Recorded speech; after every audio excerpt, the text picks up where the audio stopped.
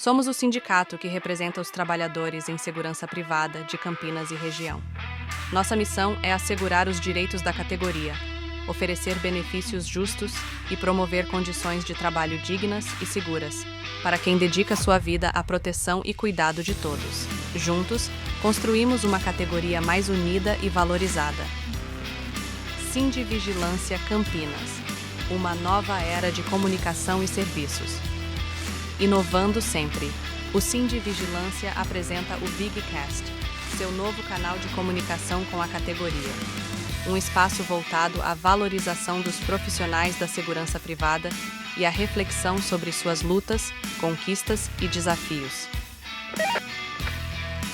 Sejam bem-vindos ao VigCast. Bom dia, trabalhadores e trabalhadoras da segurança privada. Estamos aqui para mais um VigCast e junto com o meu companheiro Ronaldo, que é nosso diretor de comunicação.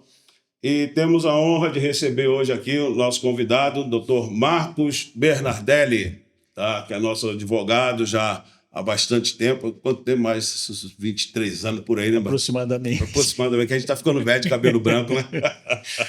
E vamos ter um papo aqui, tá? Bem descontraído, né? Todos já conhecem, tá? Dr. Marcos Bernardelli. Mas vamos falar um pouco da experiência profissional dele enquanto advogado do sindicato na área criminal e na área civil. Bom dia, Bernardelli.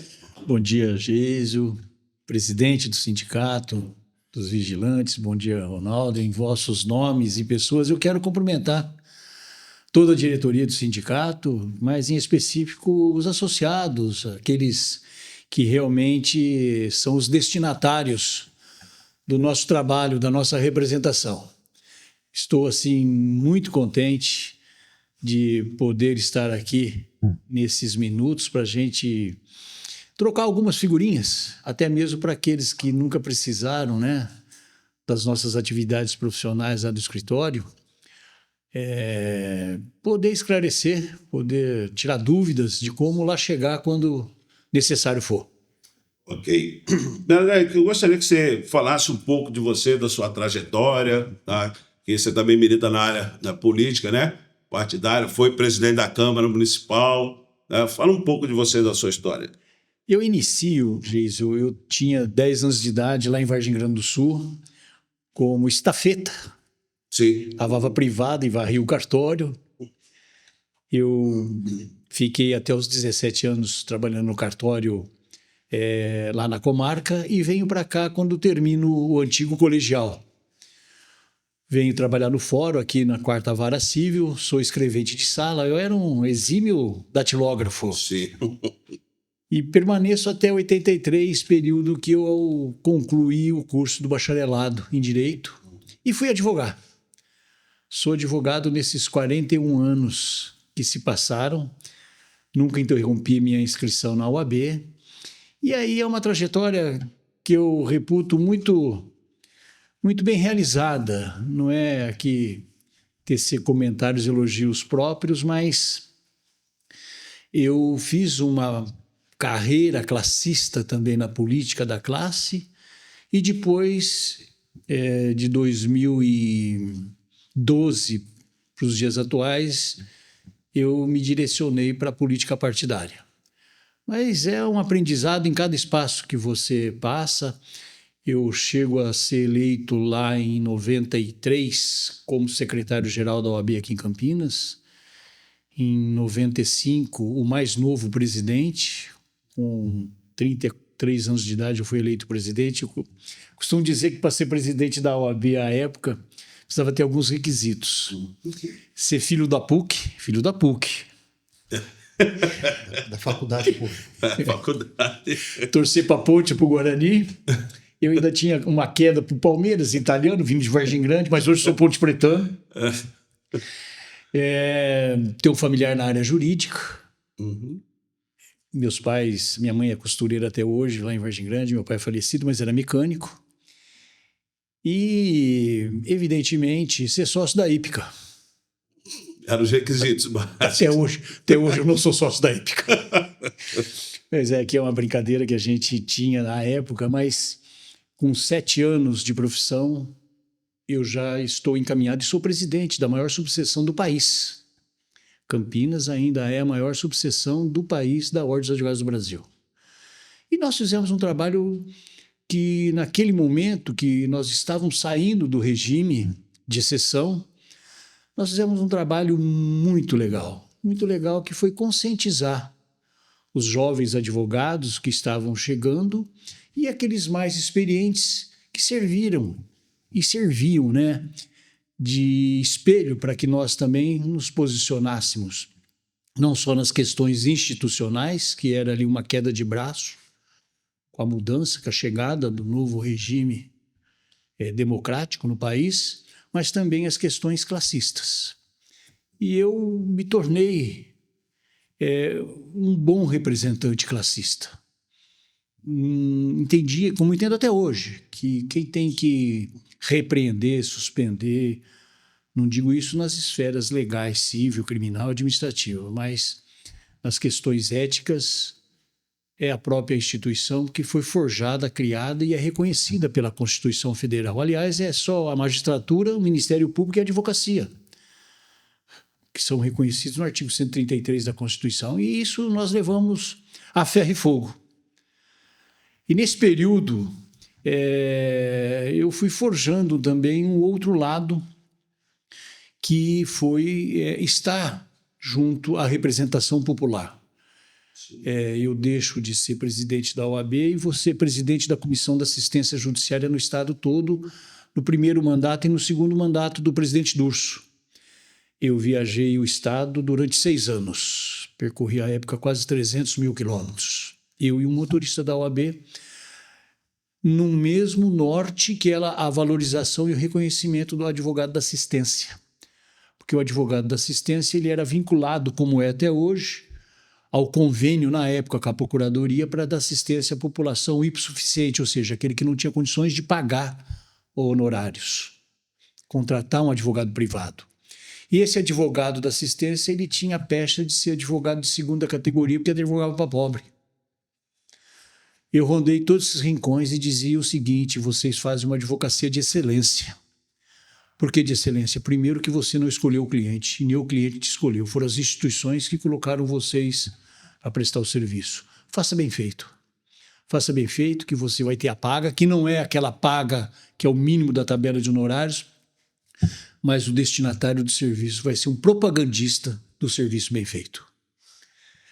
E culminou em 2005 já, para 2007, encerrando o segundo mandato do Durso, nós tivemos uma investida junto à Assembleia Legislativa para a criação da Defensoria Pública no Estado de São Paulo. E se torna realidade. Ali nós tivemos um apoio incondicional do Durso, o presidente à época, do Marcos da Costa, que era tesoureiro e hoje ele é secretário do governador Tarcísio, das pessoas com deficiência, e a Defensoria Pública foi criada. Hoje nós temos 40 mil advogados inscritos na Defensoria Pública que prestam serviços a essa parcela da sociedade que chega a quase 750 mil pessoas ano sendo atendida. Aí nós viemos, evidentemente, para o caminho da política aqui no município. Eu sou convidado, tinha sido 4 vezes candidato a deputado estadual. 98, 2002, 2006 e 2010. E as bandeiras eram as bandeiras relacionadas à atividade profissional. O Judiciário, Ministério Público, Segurança Pública, Polícia Civil, Polícia Militar. E nós tivemos a última eleição em 2010, que chegamos a quase 13 mil votos. E eu havia desistido de fazer campanha para deputado e fui convidado para ser candidato a vereador. Me elejo vereador. Uhum. Assumimos com a ajuda, evidentemente, dos associados, dos vigilantes. Foi uma das pilastras dessa caminhada lá em 12, que muito me orgulha. Nós tivemos um mandato até 16 e uma reeleição de 16 para 20. Eu fui 2 vezes vice-líder do governo do então prefeito e hoje deputado federal Jonas Donizete. E em 2018 eu me elejo presidente da Casa, da Câmara, e fizemos um trabalho de recuperação ali de situações que eram apontadas pelo Tribunal de Contas. nós conseguimos administrar de uma forma muito clara, muito cristalina, com remédio amargo para alguns que precisavam sofrer ou sofreram algum desgaste pelas correções feitas, mas a maneira de administrar fez com que nós economizássemos em 2 anos, um fato inédito, 63 milhões de reais do duodécimo, ou seja, do orçamento, e devolvemos para a prefeitura, principalmente naquele momento da pandemia, que foi 2021. É uma situação que o próprio Tribunal de Contas, depois, no julgamento das nossas contas 19 e 20, o relator realça e ressalta que a Câmara Municipal precisava de Campinas ser modelo para todas as cidades com mais de 500 mil habitantes. Isso foi o coroamento da nossa passagem, mas não teve só remédio doce, teve os remédios amargos. Sim. Que aquele governo foi um governo que... Você me interrompe, porque senão eu vou ficar falando aqui. Foi um governo que mudou a maneira de tratar o munícipe. Também alguns remédios amargos foram administrados. Eu digo que esse quadrilátero, Anhanguera, Dom Pedro, Joaquim Egídio e Magalhães Teixeira, onde reside 350 mil pessoas, tinha que ser tratado, mas também aquela outra região do São Domingos, do Ouro Verde, do Campo Grande, Parecidinha, Anchieta, os Amarais, onde nós temos aproximadamente 750 mil pessoas, nós tínhamos que destinar um pouco mais do orçamento para esse tipo de munícipe, essa população. Nós tivemos um desgaste, que foi o mapa de valores à época, junto com um estudo que atualizou, depois de 14 anos, o mapa de valores.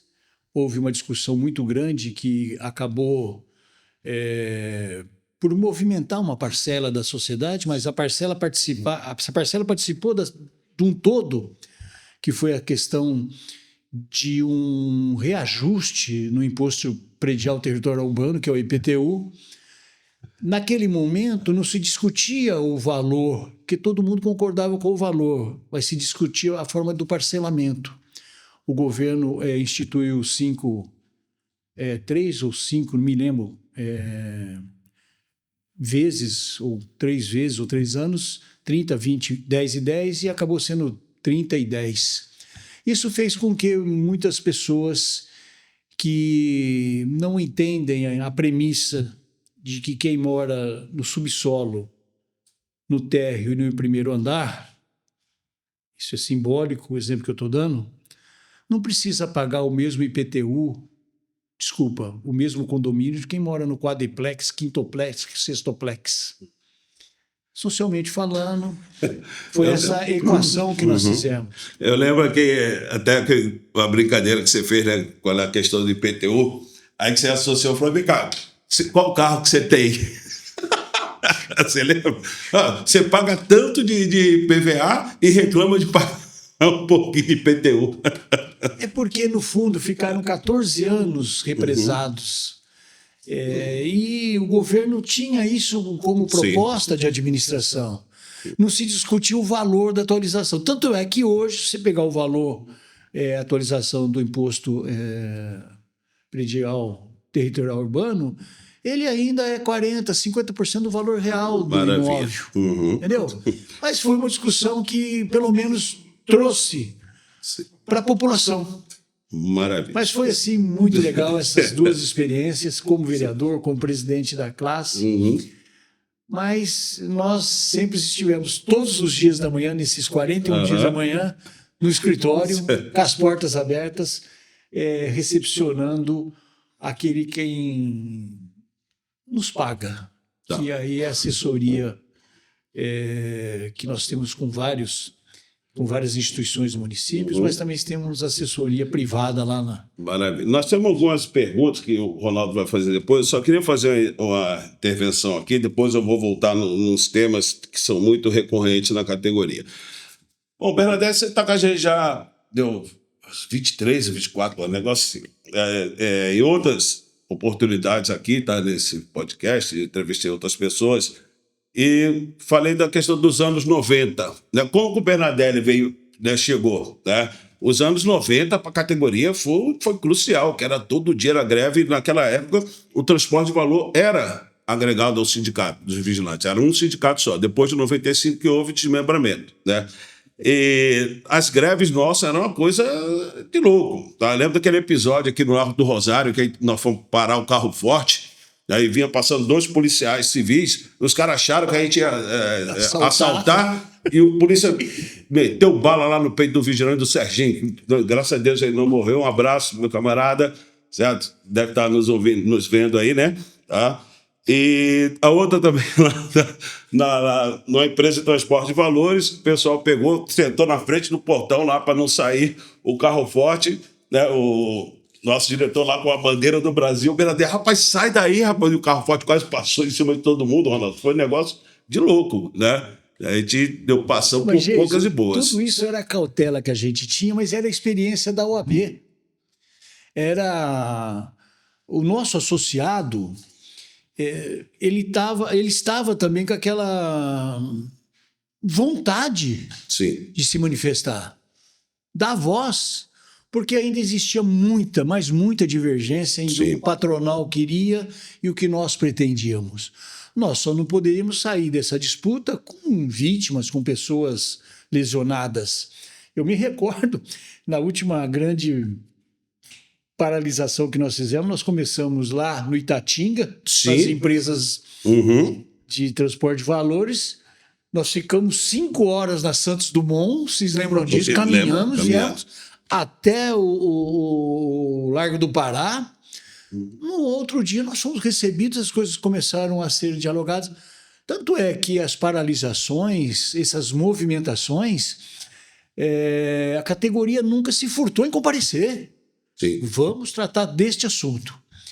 Diminuíram bem, mas aqueles anos 90 foram os anos realmente que nós estivemos à frente. Sim. E nunca deixamos de esclarecer isso que era importante. A categoria era sabedora do porquê é que nós estávamos ali, quais eram as nossas reivindicações, quais eram as propostas patronal, e era colocado em votação. Aceitamos, não aceitamos, o objetivo é esse, pode ser alcançado um pouco mais à frente, mas era tudo palavreado e celebrado e cumprido. Só para o pessoal ter uma ideia, o doutor Bernardelli ele não militava só na área criminal, não. Hoje ele está na área criminal e na civil, mas nós já passamos episódios, já passamos perereco, nós fomos para Uruaçu, lembra, Bernardelli? Lembro. Defendeu um vigilante que foi preso lá em Uruaçu, vigilante aqui de Campinas, que olha, essa foi doída, essa experiência, né? Gente, eu me recordo, um júri, não tinha saído de Campinas, nós vamos para Uruaçu, Tocantins estava ali, acho que com 10 anos de criação, e um incidente totalmente, um preconceito. Conceito, que nós vamos abordar depois. O preconceito daquele patrão que pegou um vigilante, esfregou o rosto dele no capô do carro, e é uma história... Ele chamou de padre e ainda cuspiu na cara dele, né? Cara dele. A gente hoje até pode dar um sorriso, mas naquele momento eu me recordo que você falou, Bernardelli, se ele for absolvido, somos nós que estamos correndo risco de vida aqui. O hotel que nós ficamos era um antigo hospital.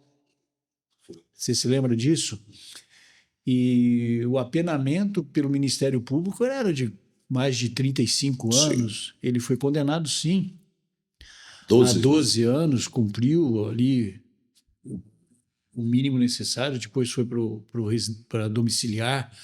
Mas o ambiente que se causou, a família desse patrão tinha vínculos com a Marinha ou com a Aeronáutica na época. Eu sei que tinha um irmão dele lá na plateia assistindo, a mãe desse patrão, desse empregador.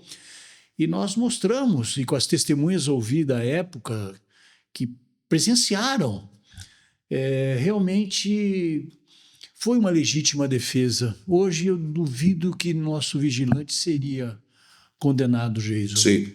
Porque foi um preconceito, um gesto insano daquele ser humano em detrimento a outro, que ele fazia a guarda, que ele fazia a segurança, que ele era também um motorista, ele desempenhava ali 3 ou 4 funções. Sim.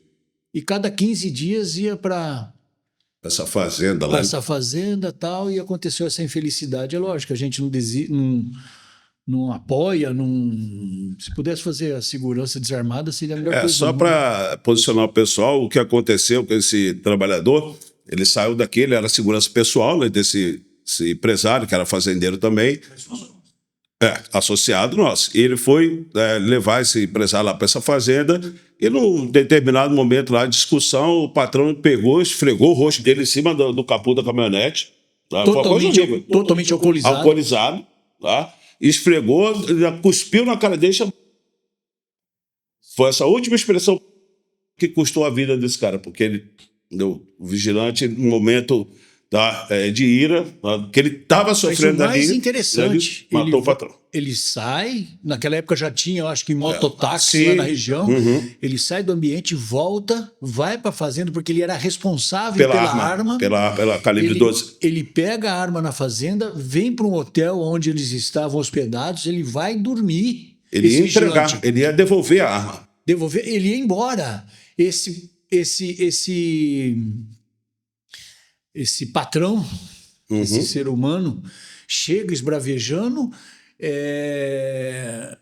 há uma discussão, eles começam ali é a verdade. Sim. O laudo pericial chegou na véspera do júri, tanto que houve uma disputa pela arma, que o chamuscar do disparo fica tudo no antebraço e no braço onde nós comprovamos que teve uma disputa pela posse, onde houve o disparo.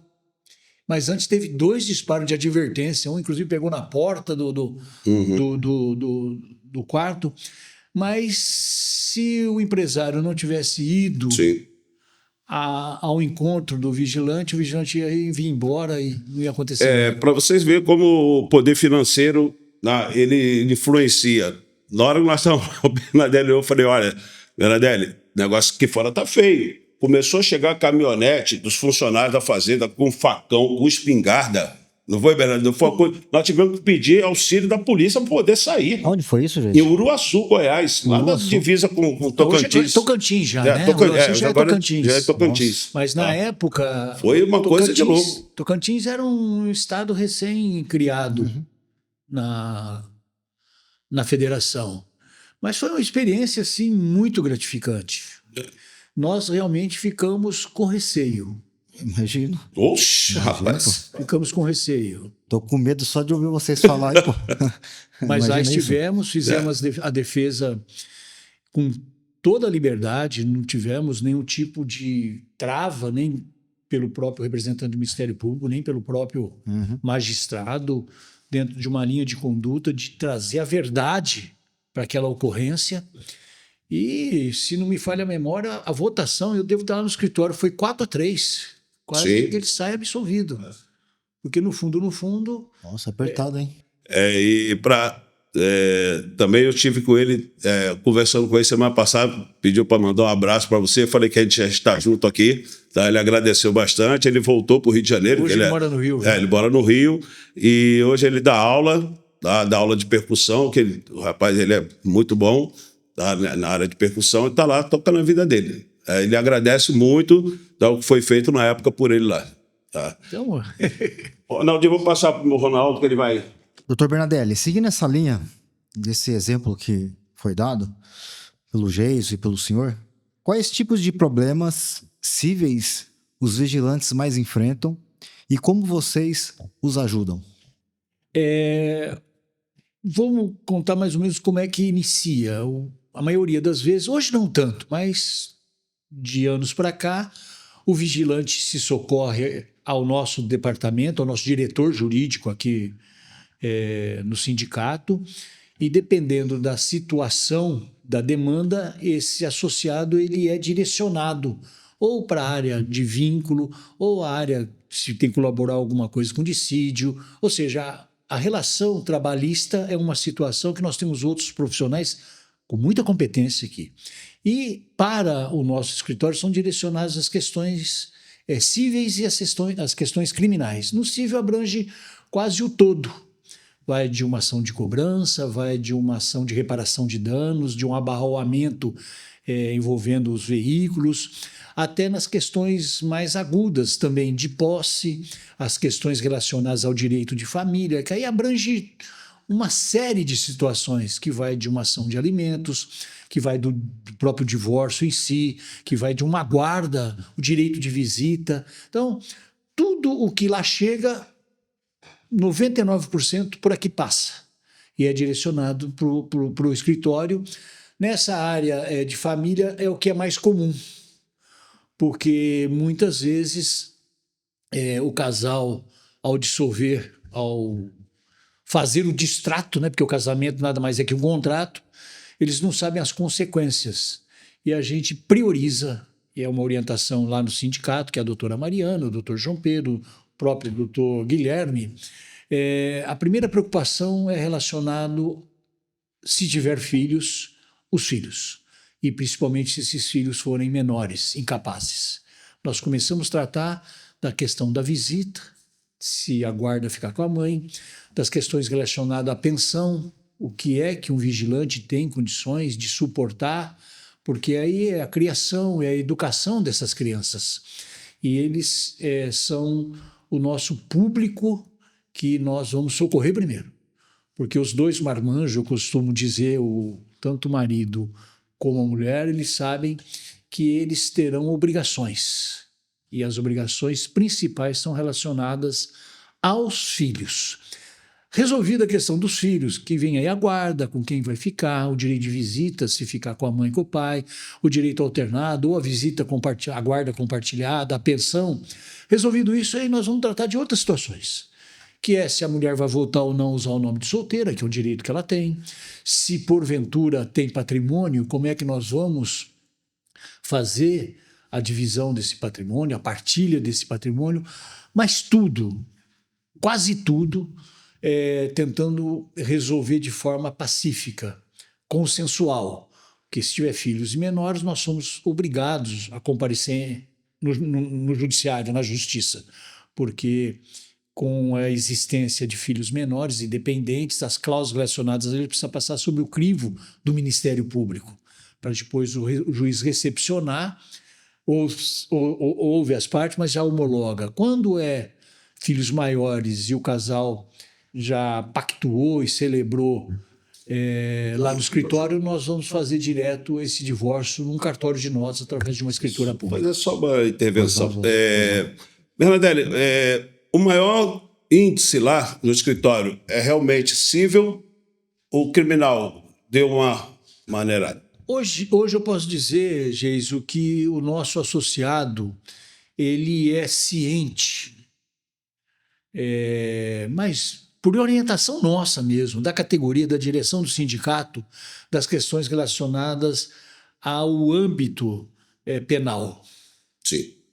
Tá? Nós tínhamos lá atrás o pleito do vigilante de voltar armado para casa. Você lembra disso? Lembro. E para convencer o pessoal... Os disparos de arma que tinham. Mas era coisa absurda. Hoje em dia, não. O vigilante está bem mais consciente e é para o bem dele. É para o bem dele.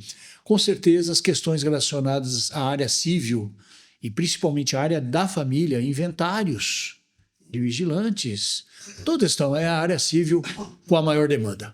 Com absoluta certeza. Eu me recordo de uma decisão recente, de uma necessidade de um associado nosso, que procurou a doutora Mariana no escritório. O filho passa por tratamento e o escritório conseguiu com êxito o fornecimento de um remédio de alto custo. E não é só isso. Nós temos lá no escritório, e não foi por causa dos sindicatos, mas também é direcionado aos sindicatos. Há 14 anos atrás,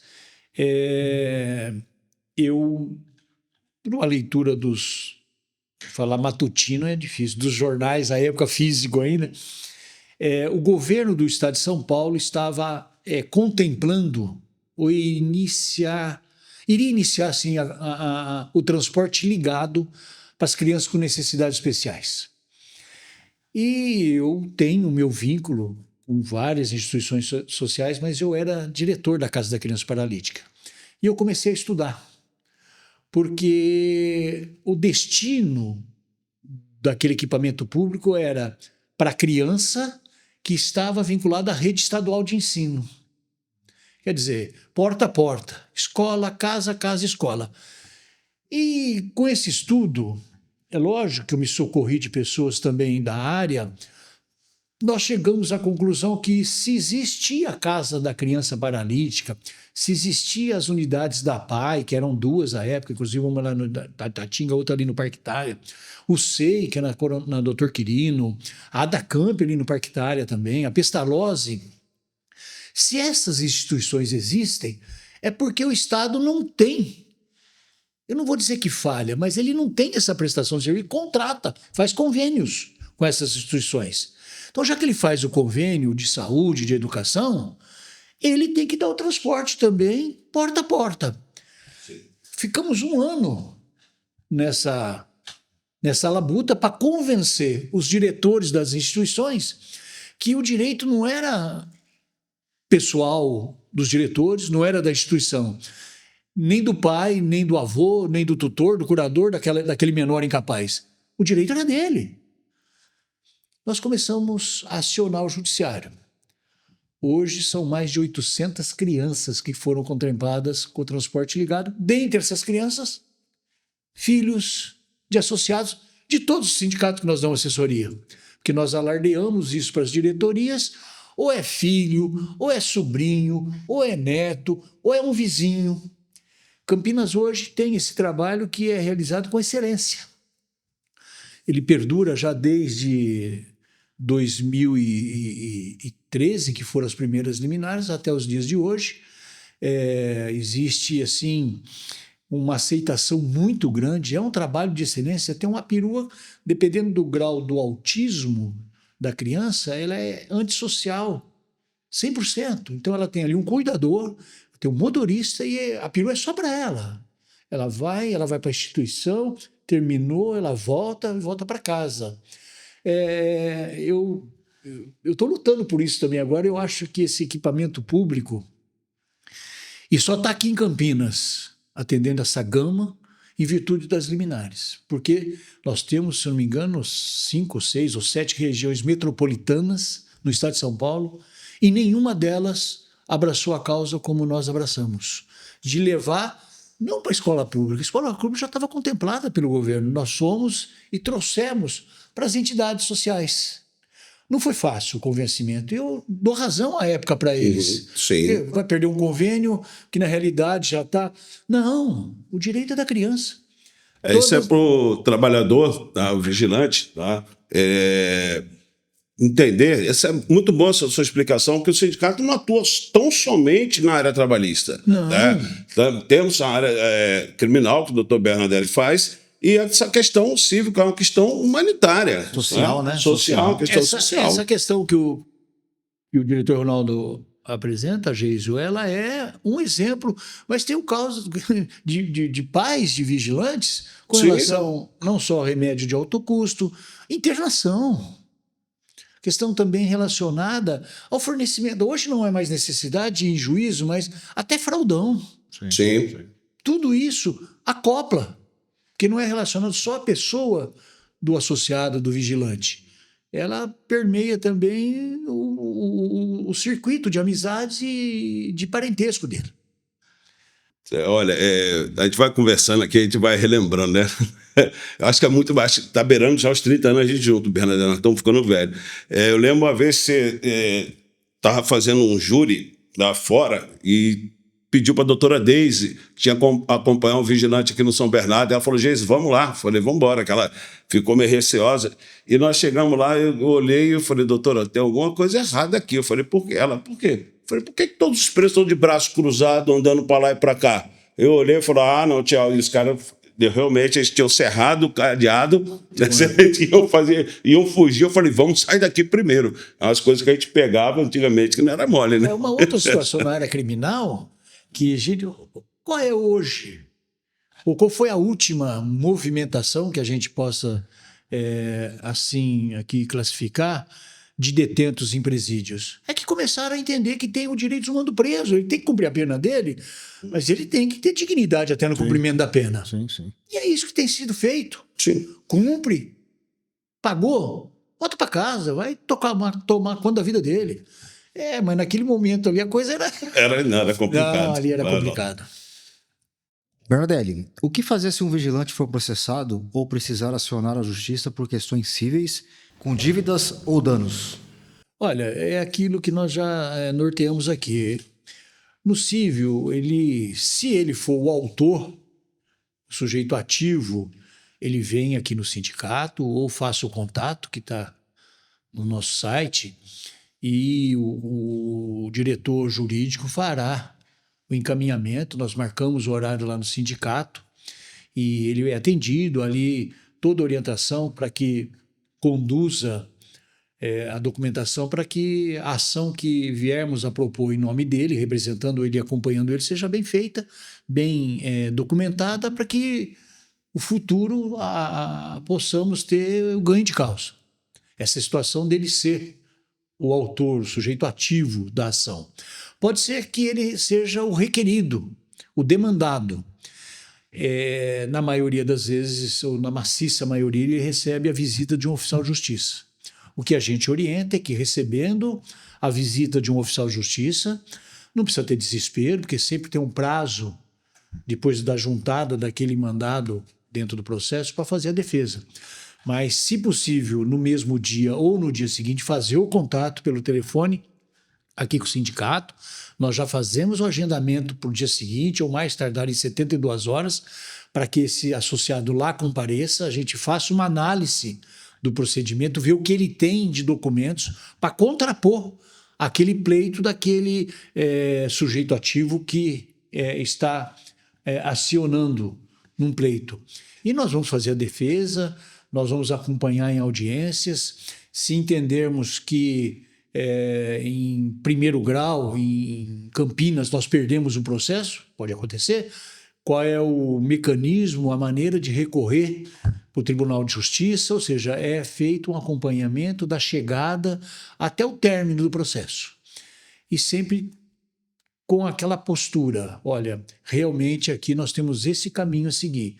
E o que é mais importante, a gente pega a assinatura de todo mundo que lá esteja na própria peça da defesa, porque ele vai ler, vai concordar com o que está escrito, e amanhã ele não vai poder dizer que aquilo que está escrito não foi o que ele disse. Perfeito. Área de família. Questões familiares como divórcio, pensão alimentícia, são comuns entre os vigilantes? É uma pergunta aqui, tá? Como vocês orientam nesses casos, considerando as rotinas intensas da profissão?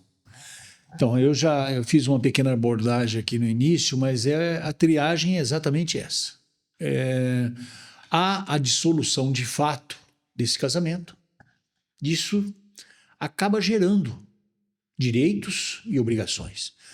Na grande maioria das vezes, se tem filhos menores, essas crianças acabam ficando sob a guarda da mãe.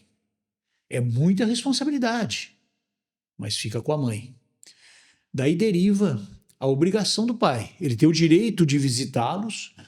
E é que eu digo, se for possível fazer essa composição dessa demanda formal de um dia pela semana e cada 15 dias, retirando na sexta e devolvendo no sábado à noite, nós vamos formalizar. Mas nada proíbe, nada contraria o acordo que for feito. Olha, hoje eu preciso, com compromisso assim, dá para você passar aqui, pegar as crianças e levar para a escola amanhã. Esse diálogo vai assim enaltecer a postura dos pais, porque as crianças vão perceber que o que não deu certo foi a relação do casamento, mas existe respeito, existe conversas, e os destinatários são eles, porque essas crianças vão crescer e são os para-raios do que acontece. Vivendo junto já é uma situação muito delicada, imagina então apartado. A nossa orientação também vai nesse sentido. Tudo que for possível fazer sem o litigioso, mesmo que o acordo seja desfavorável inicialmente, mas para as crianças, com absoluta certeza, não o é. Então, é uma situação nova, ou a guardete ou o vigilante, dependendo do seu dia a dia, dependendo da sua carga profissional, ele vai ter que se adequar, porque o destinatário são os filhos, a responsabilidade são os filhos. Então é nesse sentido que a gente tenta orientar e, olha, com raríssimas exceções, a gente não consegue um bom acordo, porque o distrato já está feito, porque todo mundo vai casar, assina o livro aí, mas é um contrato que tem consequências. Esse distrato tem responsabilidades, tem direitos e obrigações.